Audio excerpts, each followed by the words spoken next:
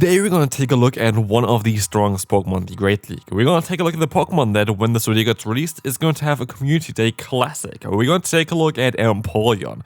And this Pokemon is even stronger this season, and I will tell you why. This Pokemon is absolutely fantastic in a core with a Dragon and Flying type Pokemon. There are multiple options here. There's also the option to, for example, run the Dragonite as your face-up for this team instead of the Gourgeist. But I like the Gourgeist a lot, and we're going to talk a little bit about why as well, even though Dragonite does actually quite a similar job. But again, we can talk a little bit about this later on, because today we're going to take a look at Empoleon, a Pokemon that is absolutely fantastic. It's one of the strongest Pokemon currently in the Great League as well as the Ultra League. And today, it is going to have a Community Day Classic event with Piplup being out there as well, and you're going to be able to get the exclusive move Hydro Cannon, which is absolutely necessary in order to get the full potential out of this Pokemon. And so, today we're going to take a look at why this Pokemon is so amazing, and of course today, it's still going to be in an interlude season, but eventually we're going to go back to a normal season, and Empoleon is going to be one of those Pokemon that's going to secure quite a lot of wins, because it's such an amazing Pokemon. It got buffed quite significantly recently, as it got access to the fast move of Battle Sound, making it faster to get to those Hydro Cannons, as well as getting faster to the Drill Peck, which is a move that also recently only got buffed, which makes Empoleon such a strong pick, as it's also the only Water and Steel type Pokemon I think ever created. Which is a very unique type, but also a type that works out really well together, because, for example, let's take a look at the weaknesses of Steel. It's going to be something like Ground as well as Fighting, or Fire as well. If you take a look at the charge moveset that we have, against Fighting, we have the Drill Peck, against Ground, we have the Water type damage, against the Fire, we have the Water type damage. So, against all the weaknesses that like Steel has here, we're going to have great answers. And then, of course, you still have some weaknesses though as well. Again, you still get offensively beaten down by those types anyway, but also Electric-type Pokemon can be a bit of a trickier one. But generally speaking, in order to counter Ground and Fighting-type and Fire-type Pokemon, you have the perfect combination in order to deal with it, which is going to be the Altaria in the back, which is going to be a, Dragon and Flying-type Pokemon, which is going to be able to double resist Ground, resist Fire, as well as resisting Fighting-type, but itself has a weakness to Fairy and Ice. Ice is double resisted by Empoleon, Fairy is resisted by Empoleon, and you're going to do super effective damage against both of those types as well with a Metal Sound fast move. So this is the main reason why this is such a fantastic core. Both Pokemon basically perfectly cover up each other's weaknesses, and then we kinda just need a face-up in the middle of it. And here we're going to have Gourgeist. The reason for this is quite simple. We're going to have here a Pokemon that can bait out Ice-type Pokemon. This is my main idea behind it. I want to bait out Ice-type Pokemon. So I have a Grass type that is going to be able to then, of course, get out the Ice types, and hopefully Altaria doesn't have to face them. But I want to still be good against those Pokemon still, even though I kind of want to bait them out. And this is where Gourgeist comes in clutch, and this is where Gourgeist is the only Pokemon that can really do that, because actually, as we face an Ice-type Pokemon, this is not scripted by any kind of means, and we're going to have a fast move that's going to do some super effective damage against Ice-type Pokemon, as we will see here right now, as we have Incinerate since this season changed here.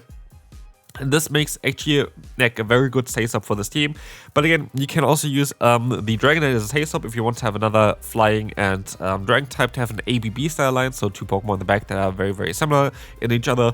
But basically, you want to be able to have Thunder Punch and the Superpower, which also going to give you usually coverage against those Ice-type Pokemon, as Superpower is super effective against Ice, but also a lot of Ice and Water types are around. You have still the Thunder Punch for that as well. It would function as well, but it's just safer to run the Gourgeist. Here in this case, we sadly have the Bastion and against us in the back, and there's not a lot that I can do about it.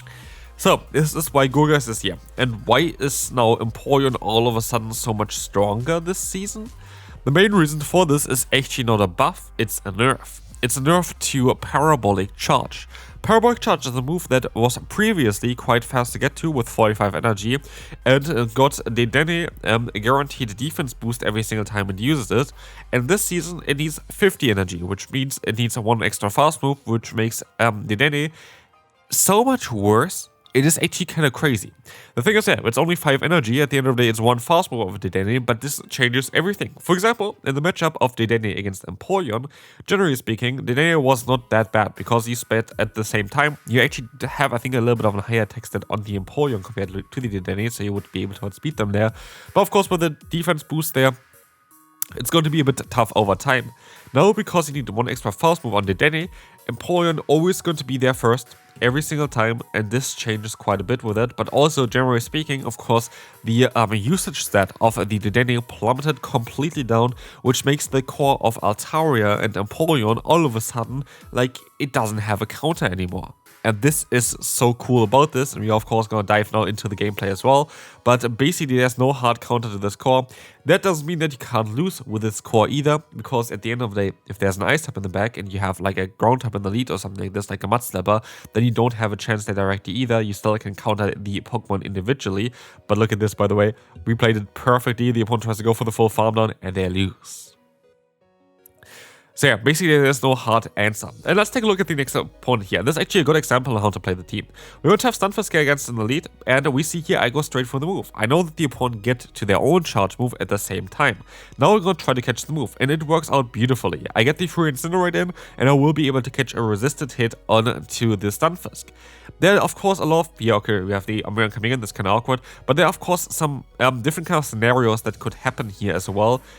Where it just makes it a little bit awkward in order to, yeah, play this team like this or play the matchup here in the lead. For example, the Stunfisk generally outspeeds you on the lead. The Stunfisk generally wins this matchup in the 2-shield scenario guaranteed against the Empoleon because it gets to the moves faster. But what we did here just now is we just went straight for our move because it was in the first time with CMP tie. For the second move, the Stunfisk gets their one fast move earlier. But basically, if the opponent goes for the charge move themselves, we can shield, we either get damage onto them or we're gonna get the shield back, and then we can try to catch the second move. Or otherwise, as we saw there just now, we were able to land our hit and we were able to catch a move from the opponent just on a random time a little bit afterwards, because the opponent knows that I don't get to my move after in like 5 fast moves still that I needed there. So I was just going after 2 because I expected the opponent to try to at least get some damage in earlier before I eventually would swap out. And this works out perfectly. This is just like a lot of practice that is needed to know when players play what kind of style. But this completely changed the battle here, because now I had actually a really hard counter matchup against me. I had the Stunfisk in the lead, which always wins against Empoleon. We had the Umbreon against our Gourgeist, which always wins against Gourgeist. And now we have the Fortress, which is more of a neutral scenario against the Altaria, but they have access to the Rock Tomb, which of course is going to be very tough as well. But as we will see here, because we played it so perfectly, we were able to get to the Flamethrower here in time, which this is going to allow me as well now to knock them out straight away. And I would be able to incinerate them down, I would be able to farm them down with the Altaria. But this was a tough hard counter matchup, and we still came back from it. And this is the beauty of this team. Like, this is honestly such a strong team to run. We're going to have here the Drill Peck coming through against the opponent's Giratina. That's going to do some solid damage against the opponent, and we're going to be able to, you know, use no shield. I actually use a shield here. I'm not too sure if that Shadow Sneak or not. Shadow Sneak got changed as well. To be fair, to the point where people are most likely not going to want to run Shadow Sneak at all. I think it got changed for Giratina, but I think just at this point Ancient Power is so much better that there's no real reason. He had to take a little bit of a gamble. Blastoise is capable of learning the charge move of Ice Beam, and it's like a 60-40 chance that it's like Ice Beam. I think more people are running currently Scalbish than Ice Beam, but it's very close. I've seen a lot of Ice Beam Blastoise as well. So yeah, I was lucky that they didn't have Ice Beam, which makes the matchup a little bit easier. But now in comes again Giratina, and they swap out into their Florges, and this is so lucky for me. As you know, of course, I have my Dragon-type Pokemon in the back, I have my Altaria in the back lurking. But as we see, I am going to have now my Steel-type aligned against the Florges instead. But I make a ginormous mistake. I gamble that this would be a Chilling Water because of their way of using a shield here. But they didn't go for it, and this is changing literally everything. To the point that now I have to take a gamble as well, and I predict that the opponent would swap out of here. And so I swap out as well, and this works out beautifully, as now the opponent's Giratina comes up against my Altaria. But this game is far from over. This game is super far from over, but we're gonna be able to go for the full farm down against the opponent, still get to this Sky Attack here, and I kinda at least was able to, yeah, maneuver around my own mistake, as I am going to be able to hopefully knock them out here. It's going to be close, but I think I have a charge move stored on my other Pokemon. I should have the Seed Bomb stored, and with it I'm going to be able to win the battle. That was close, but yeah, that didn't need to be close. That was my own fault here. Alright, Empoleon against Drapion. I remember this battle, and that is not a good thing all the time. But yeah, we have Hydro Cannon coming through here. This is fine. This would do a lot of damage. Generally speaking, Empoleon wins this matchup every single time. But I make a huge mistake this battle, and I will show you as well where I do that. Because the opponent swaps out into the Marowak, and I panic swap into my Altaria. It would have been 20 times better to go ahead and go into my Gourgeist. Why? Because I have super effective charge move coverage, and while yes, there is going to be here the double resistance instead of a single resistance to ground, I have the opponent going for Rock Slide, which is super effective. And then there is another effect. Both Sky Attack is here not enough, but also the other effect is that now I have a Gourgeist still left against later on a Drapion, which is going to be so much worse. And as we want to see here, the final Pokemon is actually going to be the Dusknoir, which is even worse for me because guess what? Now I have a 0 play for my Gourgeist anymore. So if I just played correctly, and this was not down to me not knowing on which Pokemon to go into, I just needed to swap out fast because there is a ground type coming in. And generally speaking, it is usually better against ground types to go to Altaria because you resist the fast move damage so nicely. Here, in this case, you really would have wanted to go into the Gourgeist instead. This is a big mistake by me. Should play it differently. No, I'm still going to be able to take this hit here, I think, because Gourgeist has a lot of bulk. But as you will see, the opponent stops out into the Marek. I predicted this as well correctly, but they sadly still survive with 1 HP.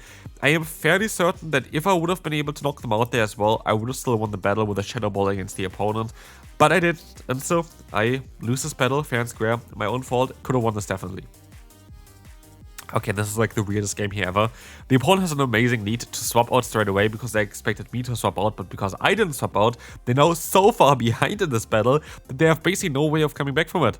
Which is kind of funny, because now I have alignment, I will be able to get out of this matchup with basically nearly full health still left, and I have 2 great answers against the opponent's Gastron in the back, which means no matter what Pokemon is going to be in the back here, they're going to have 0 shields, they're going to be up against our Empoleon, and they're going to be up against our other Pokemon here against our Gourgeist later. As the opponent locks themselves into the Gastron, Gourgeist is definitely the better Pokemon to go for, because everything is resisted. The strongest move is the Water Pulse, but against the Altaria, they can still go for the Body Slam spam, but also here we have double super effective damage with the Seed Bomb. I was well aware that this would not knock them out, which is going to allow me now to get more energy in, which is what I kind of wanted. I could have even undercharged a tiny bit on the move as well, but at the end of the day, it doesn't really matter because what we face in the back is going to be a Moltres, which I'm not too scared of because I have a Hydrocan still stored, and so what we're going to be able to do in this battle is we can dominate them so much that we don't even have to show our final Pokemon, as we just win with our Empoleon and our Gourgeist alone. And now we can move on to the final battle of today, and this is going to be a bit of a tough one, as we're going to have Empoleon up against Jumpluff. This is a bit awkward. Why? Because Jumpluff is going to be a Pokemon that has good coverage against our backline at least, has Fairy Range against our Dragon, has Acrobatics against our Grass type, but now we're also going to have the Ferret coming in, and I'm not too sure on what I want to do here. Do I want to go into Gourgeist? Do I want to go into my Altaria? I go into my Altaria at the end of the day. Why was there some consideration? Basically, what we have here is that Gourgeist would be able to double resist and single resist Trailblaze or double resist the Swift from the opponent's Ferret, which would have been cool to take all the energy on this Pokemon. The issue is they have, of course, access to the Sucker Punch here as a fast move for Ferret, which is going to do some super effective damage against Gourgeist. And so I decided to go into my Altaria instead. As I swapped out into an Azumarill, this was definitely the right choice. If I had my Altaria only in the back there still, I would have lost this battle now.